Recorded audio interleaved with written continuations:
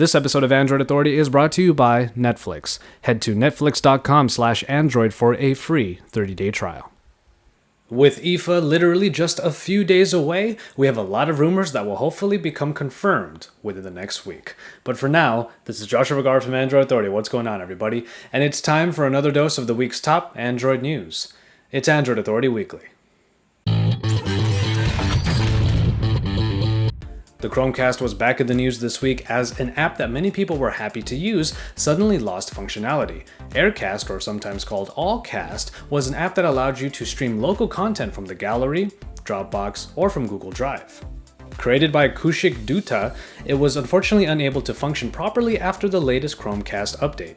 Given that this is the second time streaming from external sources has been limited, Dutta went on record stating that maybe the Chromecast is only meant to cast certain content. Even though casting a tab from Chrome is still an option, other methods have thus far been limited.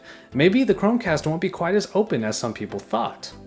Which is a concern Google tried to address in an official statement. Basically, they said that the SDK is still in its early stages and will continue to change, so it's not about limiting users' experiences, but rather keeping in line with the current testing schedule.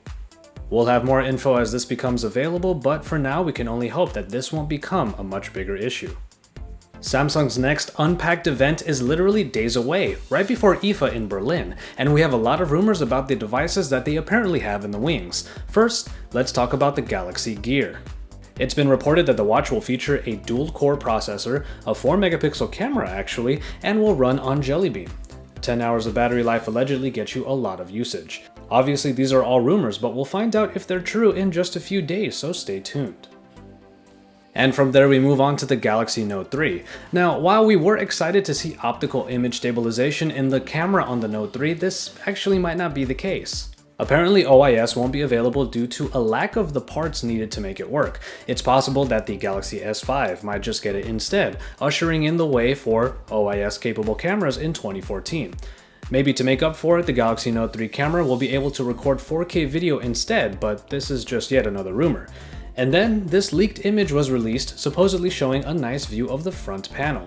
If the bezels are really that slim, we might be in for a hell of a display experience. Yes, these are pretty much all rumors, but at least we know one thing.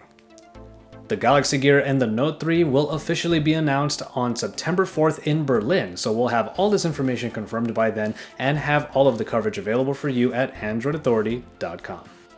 If you've gotten used to seeing the charismatic Hugo Barra present new Google products this past year, unfortunately that's not going to be the case anymore.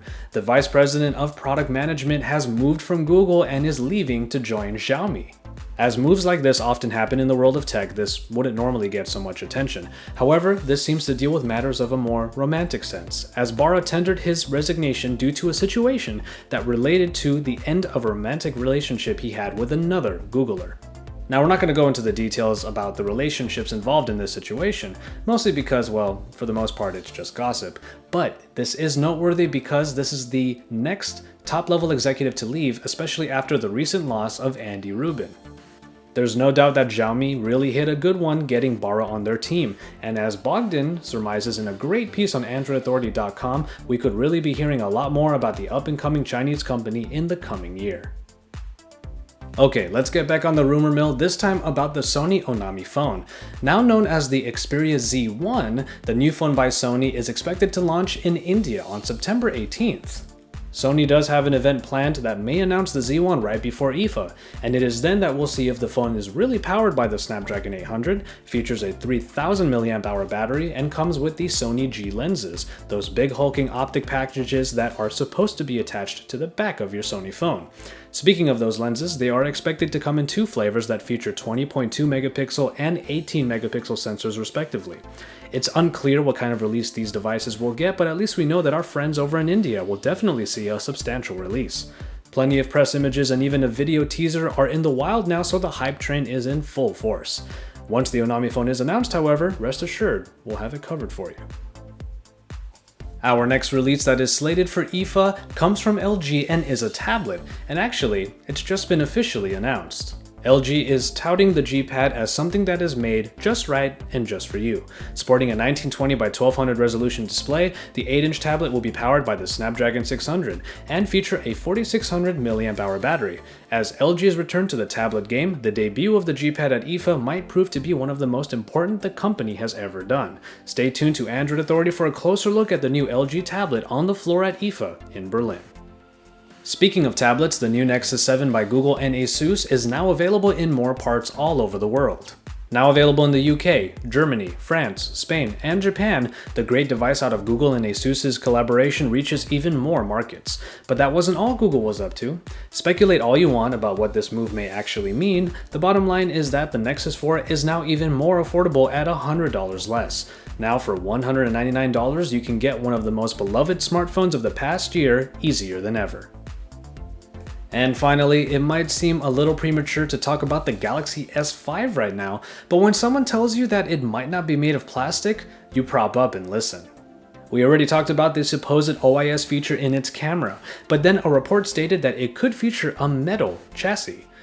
At the most, a sample has been sent to production factories but is far from being even tested. We're still a long way from any confirmation regarding anything Galaxy S5, but this is certainly a nice first bit of buzz. As always, thank you very much for watching, and you know the drill. A written companion for this video can be found in a link in the description below. Drop us that like, and don't forget to subscribe if you haven't already. This upcoming week, I'm going to be covering IFA, so make sure you stay tuned to Android Authority for all of that coverage, because we are your source for all things Android.